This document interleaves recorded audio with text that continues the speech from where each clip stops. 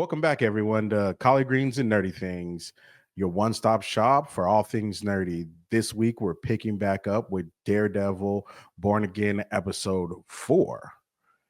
And as we usually do, I'm King, and that's JC3. And let's just dive right into it. Jay, what'd you think of this week's episode? What were some of your favorite parts, or maybe things you didn't like or did like? Bro, I thought this episode was really good. I think it did a good job of building more tension when it comes between Matt Murdock and Wilson Fisk. Just because once again we're seeing these two guys, they're trying to be something different. They're trying to be something better, but deep down they can't fight that. That it's hard for them to fight that urge of who they truly are, and we continue to see that from both of them. Uh, I really enjoyed seeing more of Matt and how he works as a lawyer when it comes to helping out our black gentleman in this episode, who was arrested for stealing some candy. I'm sure we'll get into more of that, later on in the episode. But also enjoyed seeing Fisk struggle in a way to get things done as fast as he wants to get it done. He was realizing that as mayor, you can't just snap your fingers and things are done for you. Like, this is not, these aren't your thug days anymore. You can't just say, I want this done, and then it gets done like that. There are processes to this. There's a lot of red tape to go through. Um, I also enjoyed seeing him squirm a bit, listening to those kids sing that song to him over and over. One in English and another time in Latvian. Was all just seeing the pain on his face, because we've seen this guy get beat down by Daredevil, a couple times, in previous seasons. But to me, this was like the most pain I've ever seen him in. Was just enduring the song from those kids. I kind of felt for him. Uh, I get also seeing Matt work, as a lawyer, trying to help that guy out, and also kind of a little cocky, kind of like above it all, saying like this, like this is the best deal that he could have gotten for his client, but also seeing his client's view of things, and how he sees the justice system. That was really nice. Also nice seeing Muse for the first time in this episode. I don't know much about that character, but from what we saw so far, he looks pretty gruesome, pretty brutal. And I'm looking forward to seeing him in future installments in the season.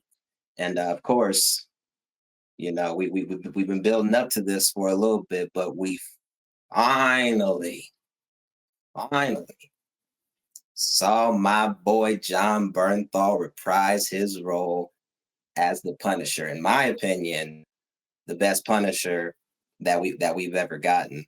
We we got some answers in a way to where he's been up to since the last time we saw him, but we also still have questions about where the show is going to go and where his character is going to go going forward. But we were reintroduced to that uh, Punisher and Daredevil dynamic where they just have two different views on things, and we just saw the wrath and the anger that the Punisher had still after all this time, just from the sound of his voice, the way he just barks orders and says things, you could just still feel that wrath and anger inside him from what he's gone through.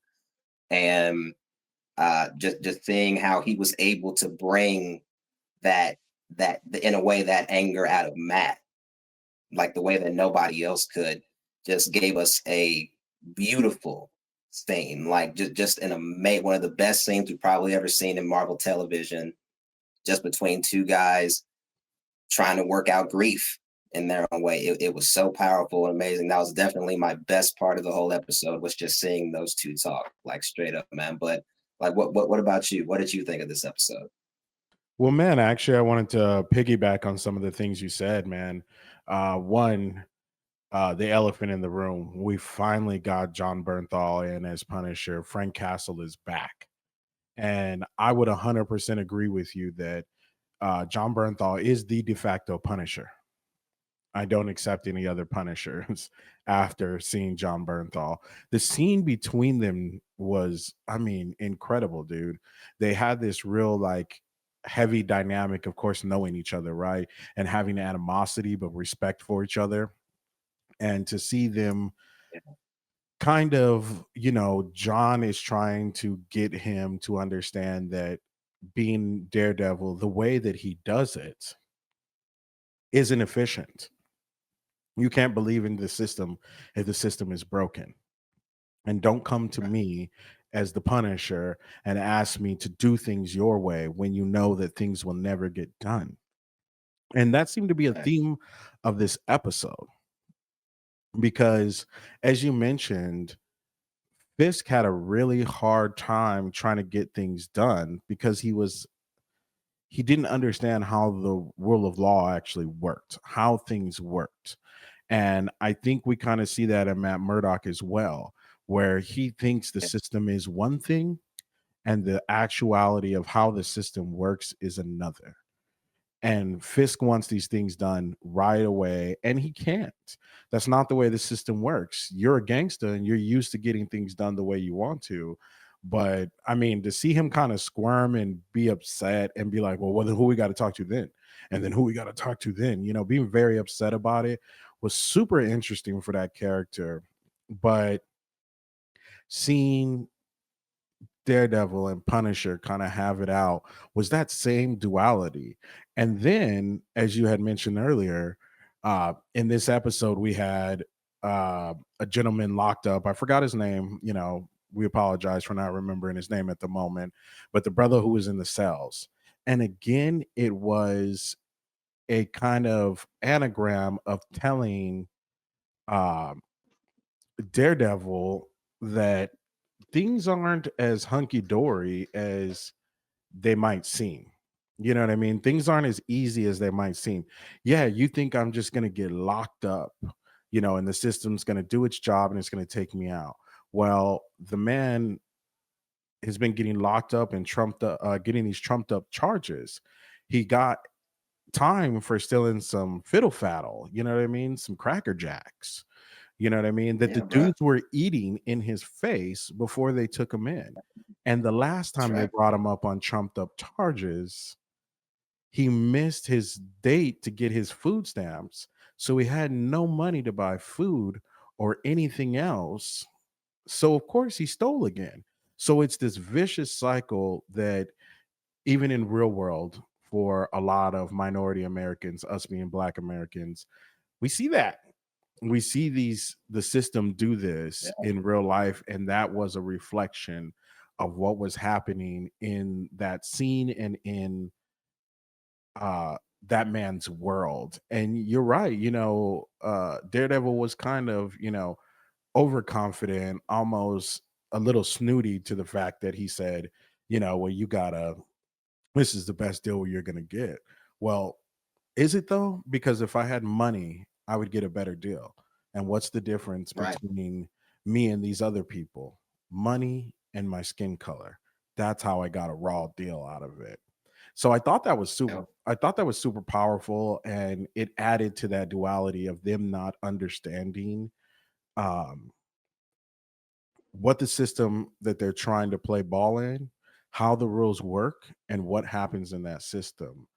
And another cool thing that I really liked from the episode was in the beginning, after White Tiger passed away and Matt got his stuff, we see his niece come, Yeah, we did. who Yeah, is that's gonna right. be the next White Tiger.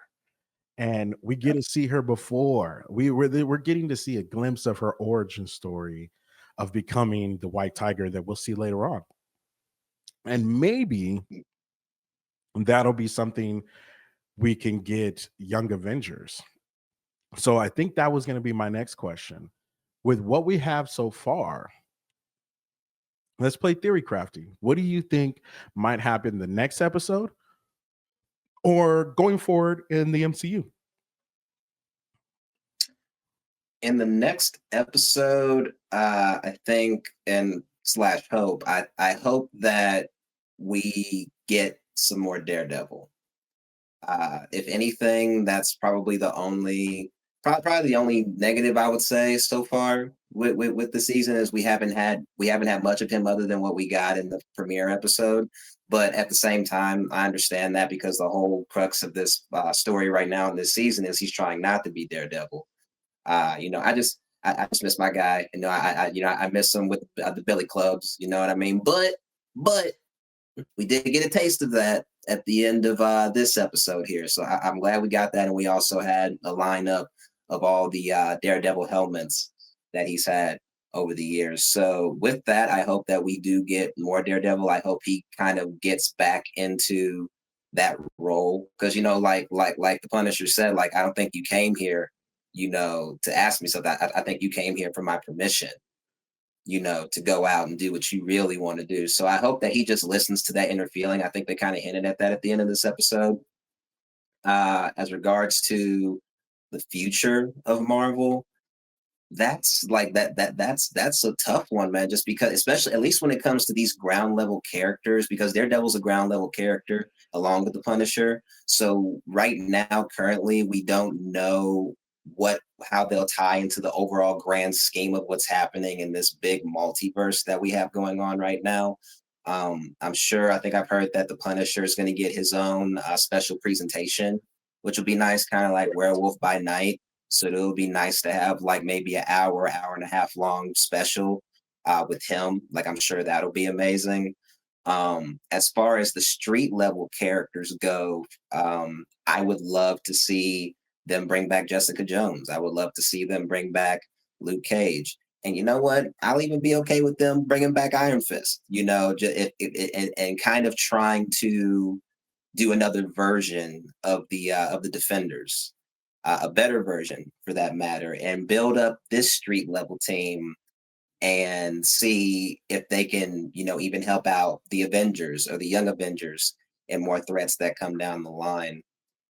Uh, yeah, yeah, I think that would be a good direction to go with these characters, and also, especially with kind of the hints that we've been getting from the Spider-Man animated show that they've done, and a reference that Kingpin made in earlier episodes of Daredevil.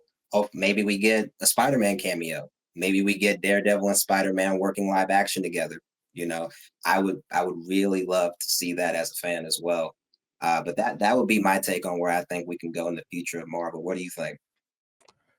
So I have some of the same thoughts. I'm thinking as far as like what's going to happen next, in the show. I think we're going to actually see Matt suit up. I think we're going to see him suit back up.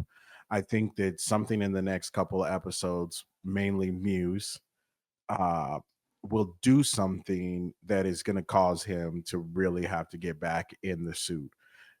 So Yeah, that's my current prediction. I think that we're going to start seeing Fisk be a little more disenfranchised in what he's doing and not really have the faith in what he's doing.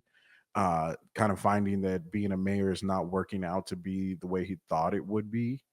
I don't know. I'm hoping this is a hope. I don't know that we'll get a whole lot more Punisher. I would like it, whatever they're going to do to maybe set up what they're going to do for the special presentation.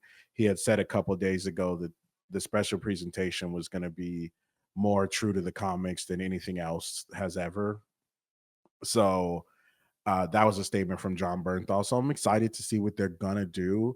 But the idea yeah, of that special presentation and having Matt back in the world does say that we possibly could get the defenders. So Jessica Jones could come back, Luke Cage, Danny Rand, the Night Nurse. We still haven't seen Elektra, so we have room to do a lot more. And you could either go into having the defenders, or you can go into having the Midnight Suns with at the Blade call. Cool. and Werewolf by Night, Moon Knight, and all these characters. Yeah, We have enough room to really start a Midnight Sun story. So I think that there's a lot to, chomp at the bit now that we've opened up the street level characters. And then also, of course, having that, Spider-Man right around the corner. I don't know how the Sony agreement's really working out right now, to figure out which projects he might be on. But if they can do, right. a street level based movie, then we can definitely see all of those characters really interact with each other. So I'm excited to see what's next. And everyone here, I hope you're excited to keep watching with us, to watch Daredevil Born Again. It's been a really fun show, and we're going to keep covering it. We're going to try some new things like we did today. Today's going to be a little bit of a shorter episode, just to get our thoughts out, and we're going to have a little fun. So please go in the comments, like, comment, and subscribe. Let us know what you think, what you thought about this episode or the show in general, and let us know if we missed something that you really wanted us to talk about. So, for all of us here at the show, I'm King, And as the sun sets, I'm JC3. Stay nerdy, y'all. and we out.